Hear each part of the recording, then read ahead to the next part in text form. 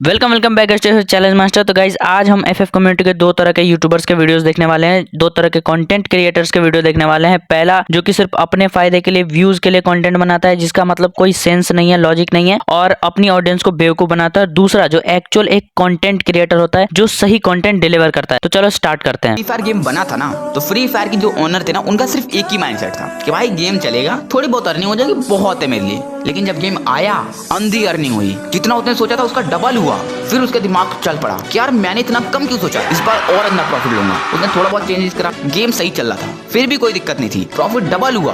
वो फिर से खुश हो गया और अब उसका दिमाग और तेज चलने लगा। उसने कहा अब मैं 2 गुना क्यों, अब मैं 3 गुना सोचूंगा प्रॉफिट। उसने फिर थोड़े बहुत चेंजेस करे, गेम फिर भी ठीक था और प्रॉफिट भी अच्छा हुआ। और भाई अब उसका दिमाग घोड़े की तरफ दौड़ने लगा। उसने कहा मैं 3 गुना क्यों, अब मैं 10 गुना सोचूंगा। और उसने गेम में इतने सारे चेंजेस करके अपने 10 गुना प्रॉफिट तो कंप्लीट कर लिया। लेकिन उसके बाद से गेम का ग्राफ नीचे जाने लगा, और जब गेम का ग्राफ नीचे जाने लगा तो ऑब्वियसली प्रॉफिट का ग्राफ भी नीचे जाने लगा, क्योंकि भाई गेम को उसने पूरा बर्बाद कर दिया। अब देखो मेजोरिटी ऑडियंस को तो पता है कि इस बंदे के बातों में कितना लॉजिक है और इसके वीडियोस में कितना लॉजिक है। बाकी जिनको नहीं पता, मैं एक चीज क्लियर कर दूं कि फ्री फायर का ऑनर जो है वही गरीना का ऑनर है, ठीक है। अब मैं तुम्हें गरीना का टर्नओवर दिखाता हूं। पहले तो गरीना का ऑनर ने बस 1-2 लाख कमाने का सोचा था और मजे मजे में उसने इतना प्रॉफिट कर दिया।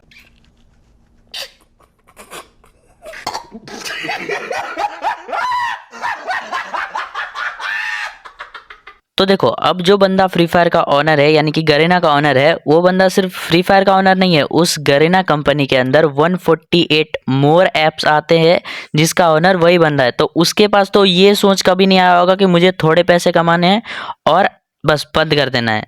अब चलो दूसरी वीडियो देखते हैं। ये है कि डिस्क्रिप्शन में मैं तुम्हें एक लिंक दूंगा esportsearnings.com की, उस पर क्लिक करना और जाके देखना अपनी आंखें फाड़ के। ई स्पोर्ट प्लेयर्स की लिस्ट में टॉप 100 से लेकर टॉप 200 में एक भी इंडियन प्लेयर का नाम नहीं है 2024 में। सारे कंट्री के प्लेयर्स का वहां पे नाम है, इवन पाकिस्तानी प्लेयर्स का तक वहां पे नाम है। मैं पाकिस्तानी प्लेयर्स को हेट नहीं करता, बस एक एग्जाम्पल दे रहा हूँ भाई कि पाकिस्तानी प्लेयर्स का तक नाम है वहां पे, इंडियन प्लेयर्स का कोई नामो निशान नहीं है। और 2023 का भी डेटा देख लेना, टॉप 100 से लेकर टॉप 200 से लेकर टॉप 300 में भी इंडियन प्लेयर्स का नामो निशान नहीं है। लेकिन ऐसा क्यों? क्या हमारे इंडियन प्लेयर्स को खेलना नहीं आता? क्या हमारे इंडियन ई स्पोर्ट प्लेयर्स के पास में स्किल्स नहीं है? नहीं भाई, ऐसा कुछ भी नहीं है। जब हमें मौका ही नहीं मिलेगा तो हम क्या कर लेंगे? कुछ भी नहीं कर पाएंगे। और अभी की रियलिटी ये है कि इंडियन प्लेयर्स को 1% भी चांस नहीं दिया जा रहा ग्लोबल लेवल पे अपनी स्किल्स को रिप्रेजेंट करने का। तो अब कोई भी यूट्यूबर इतना तगड़ा बैकग्राउंड म्यूजिक लगा ले और एक सर्टिफाइड वेबसाइट का नाम ले ले तो बात तो कुछ भी सच लगने लगता है। बट सेम वेबसाइट esportsearning.com पे जाओ, वहां पे तुम फ्री फायर के अलावा किसी और गेम का नाम डाल के देखो,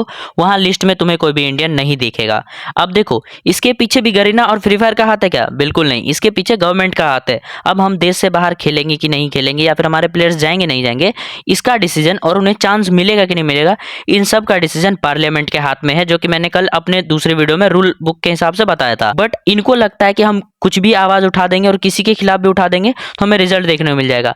अब देखो तुम आवाज उठा रहे हो ये गलत नहीं है, बट गलत जगह तुम उठा रहे हो ये गलत है। बाकी अब हम आगे बढ़ते हैं और मैं तुम्हें अब एक्चुअल कंटेंट जो है, जो एक सही कंटेंट है, वो मैं दिखाता हूँ। क्या सच में गरीना एक स्पोर्ट्स टूर्नामेंट कराने वाली है 2025 में, और इससे हमारा फ्री फायर इंडिया आ जाएगा कि नहीं? तो देखो पहाड़ी गेमर और ताहिर ये बहुत बड़े स्पोर्ट्स प्लेयर हैं, इन्होंने ही ये बताया है कि गरीना एक स्पोर्ट्स कराएगी फरवरी या मार्च में, लेकिन बोर्ड के बाद। गरीना को भी पता है कि तुम बहुत सुअर हो, पढ़ाई नहीं करोगे, और ये कंफर्म है कि स्पोर्ट्स आना ही आना है, क्योंकि तुम लगभग सभी यूट्यूबरों को हेट दे रहे हो, तो उन्हें स्पोर्ट्स कराना ही पड़ेगा और इसलिए ही वैकेंसी भी निकालनी है। नौकरियां तो ये रही सारी नौकरियां, जिसमें स्पोर्ट्स टूर्नामेंट के लिए कुछ लोग चाहिए और पॉडकास्ट के लिए कुछ लोग चाहिए और भी फलाना ढिमकाना नौकरियां हैं। अब बात करते हैं फ्री फायर इंडिया की, तो मेरे हिसाब से फ्री फायर इंडिया तुम्हारे बालक के बालक, तुम्हारे बालक के बालक, तुम्हारे बालक के बालक के टाइम पर लॉन्च होगा, मेरा तो यही मानना। अब देखो इस वीडियो के अंदर एक फैक्ट था, फन था और एक न्यूज था, और वो न्यूज कवर किया था इसने ई स्पोर्ट्स के बारे में। और वो कहाँ से कवर किया था? ई स्पोर्ट्स के जो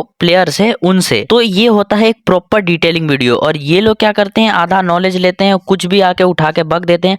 अब मैंने जसवंत भाई का एक वीडियो देखा था, मैं तुम्हें प्ले क्लिप दिखा देता हूँ। इंडिया में जितने भी प्लेयर्स की आईडी बैन या सस्पेंड हो रही है वो कोई भी मैनुअली नहीं कर रहा, पूरा सिस्टम ऑटोमेटेड है और एक बॉट आपकी आईडी को बैन या फिर सस्पेंड करता है आपके इन गेम बिहेवियर को जज करके। तो अब ये पिक्चर देखो, 3,24,394 अकाउंट्स बैन हुए गेम के अंदर। ये गरीना का ऑफिशियल पोस्ट है, और इतने अकाउंट्स बैन होने के बाद भी गेम के अंदर हैकर्स हैं, तो लगभग इजीली कम से कम 10 लाख तो हैकर होंगे ही। तो क्या लगता है कि 10 लाख हैकर्स को बैन करने के लिए एक एक मैनुअल स्टाफ हो सकता है? इतना पॉसिबल है कि 10 लाख आदमी सिर्फ बैन करने के लिए या फिर आईडी चेक करने के लिए बैठ सके?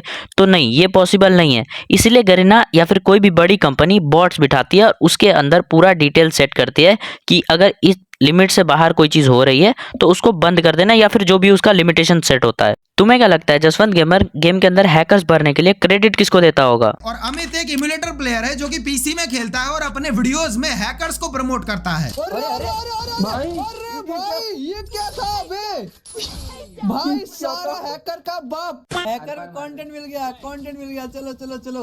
अब तुम लोग बोलोगे कि भाई अमित ने तो हैकर्स की बुराई करी है, गरीना के खिलाफ आवाज उठाई है। अपनी वीडियो में उसने हैकर्स को प्रमोट नहीं किया है, उसने तो गालियां दी हैं भाई हैकर्स को और गरीना को। अगर तुम ऐसा सोचते हो तो मेरे भाई सॉरी टू से तुम बहुत ज्यादा भोले हो और तुम्हारे इसी भोलेपन का फायदा उठाया जा रहा है। देसी गेमर के ऐसे वीडियोस देखने के बाद ना जाने कितने छोटे छोटे क्रिएटर्स हैकर्स के ऊपर वीडियो बनाते हैं और ना जाने कितने प्लेयर्स ऐसे वीडियोस से इंस्पायर होकर अपनी आईडी में हैक लगा के खेलते हैं। इतना बड़ा क्रिएटर होने के बाद भी इतनी इररिस्पांसिबिलिटी है ना इस बंदे के अंदर कि मैं क्या बताऊं। तो देखो, अब पहली चीज मैं ये क्लियर कर दूं, क्या देसी गेमर इंटेंशनली या फिर स्क्रिप्टेड ये हैकर्स के साथ वीडियोस बनाता है? तो ऐसा कुछ नहीं है। देसी गेमर के लाइव स्ट्रीम में जो हैकर्स आते हैं सिर्फ वही वीडियो देसी गेमर अपने चैनल पे अपलोड करता है जो कि ऑडियंस पहले ही लाइव स्ट्रीम में देख चुकी होती है।